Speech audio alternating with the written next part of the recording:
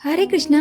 स्वागत है आप सभी का आपके अपने YouTube चैनल भक्ति विभूति पर। एक ऐसा कंजूस जिससे भगवान भी हार गए। एक समय की बात है, किसी नगर में एक बहुत ही कंजूस व्यक्ति रहता था। उसका नाम दानचंद था। उसके पास धन तो बहुत था, दरअसल वह इतना कंजूस था कि किसी को कुछ भी नहीं देता था।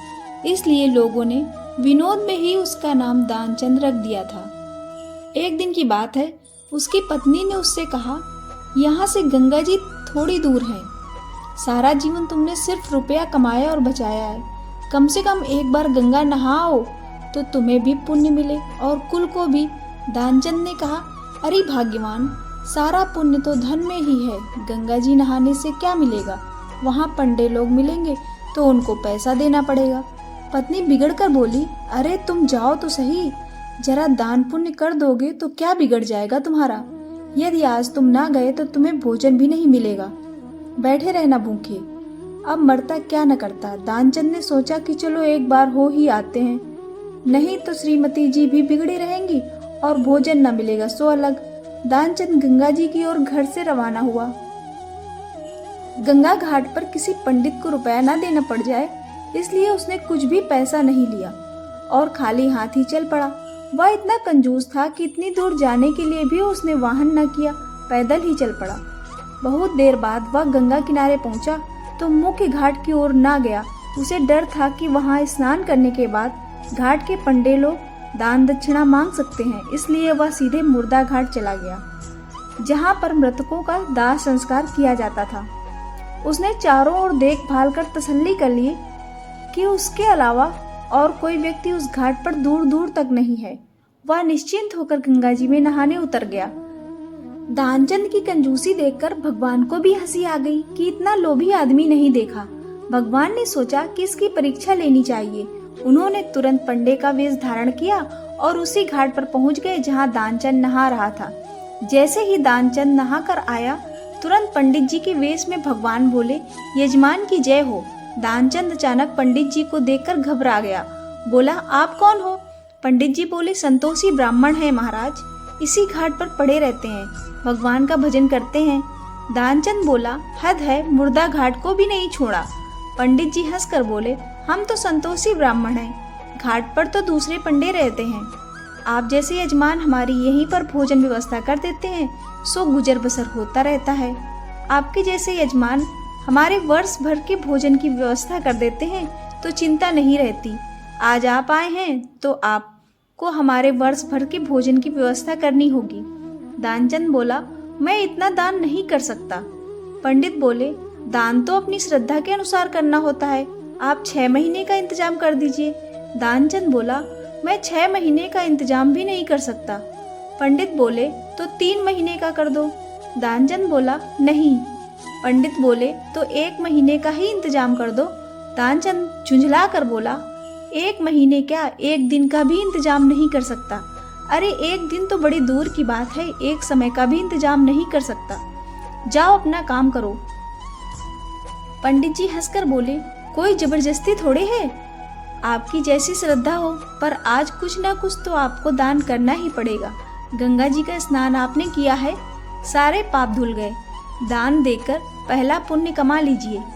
जब पंडित जी नहीं माने तो दानचंद हार कर बोला, अच्छा ठीक है, 1 आना दूंगा, वह भी उधार। पंडित जी बोले, चलो यही ठीक है।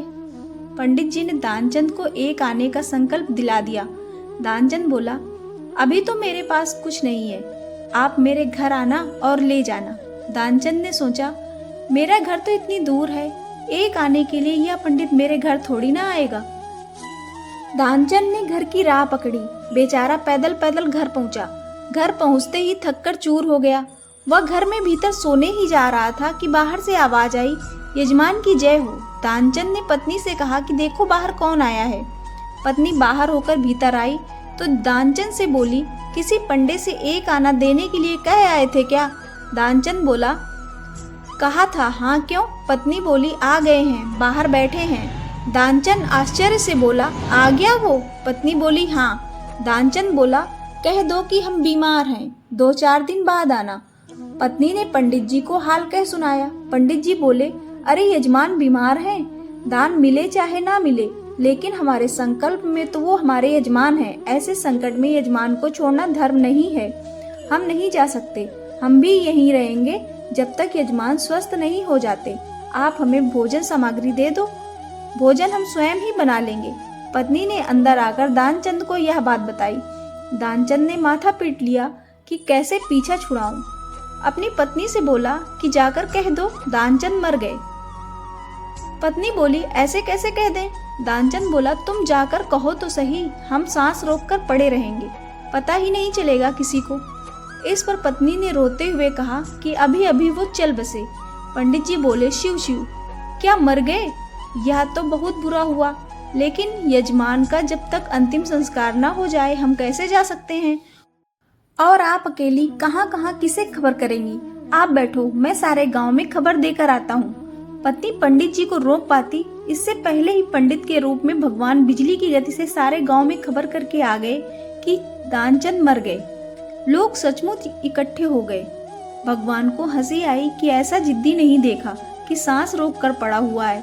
लोगों ने उसे मुर्दा समझकर उठाया और शव यात्रा की तैयारी होने लगी। दानचंद की पत्नी जोर जोर से रोने लगी, यह कहते हुए कि अरे ये जिंदा है, मरे नहीं हैं। लेकिन गांव वाले बोले कि जाने वाले को कौन रोक सकता है, वह तो गया।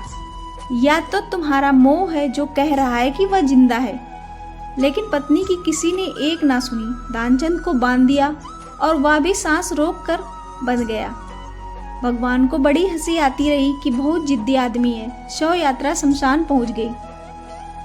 वहां दानचंद को जलाने की तैयारी होने लगी, लेकिन तब भी वह सांस रोककर पड़ा रहा कि कहीं पंडित जी को मालूम न चल जाए कि वह जिंदा है। भगवान ने सोचा कि यह मर जाएगा, लेकिन एक आना नहीं देगा। भगवान गांव वालों से बोले कि यह हमारे यजमान थे और हम यजमान के कान में कुछ मंत्र बोलेंगे ताकि इनको मोक्ष मिले। भगवान ने दानचंद के कान में कहा, मैं भगवान विष्णु हूँ, मैं वैकुंठ से तुमसे नाता जोड़ने आया हूँ। जैसे ही पंडित जी ने यह कहा तो दानचंद ने सोचा कि यह तो भगवान है, और ऐसा सोचकर उसने जैसे ही आंखें खोली तो पंडित जी को पाया। उन्हें देखते ही उसने वापस आंखें बंद कर ली।